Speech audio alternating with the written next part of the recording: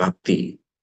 వీటి యొక్క ఏ సహాయం లేకుండానే మనకి ఫలాన్ని ఇవ్వగలుగుతుంది. భక్తి 2 రకాలుగా ఉంటుంది. కేవల భక్తి, ప్రధానీభూత భక్తి.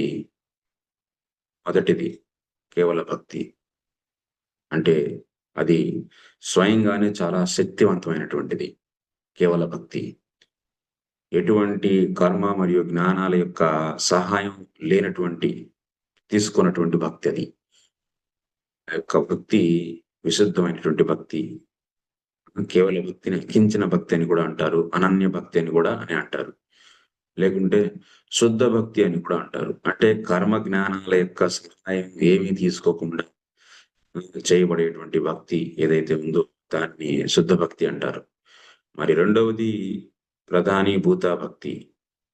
అక్కడ భక్తి యందు కర్మ జ్ఞానాన్ని మేళవించటం అనేది మిశ్రమం చేయడం అనేది జరుగుతుంది. కాబట్టి అక్కడ భక్తి ప్రధానం. కానీ కర్మ జ్ఞానాలను కూడా భక్తితో పాటు సాధకుడు చేస్తే అటువంటి భక్తిని ప్రధానీభూత భక్తి అని అంటారు.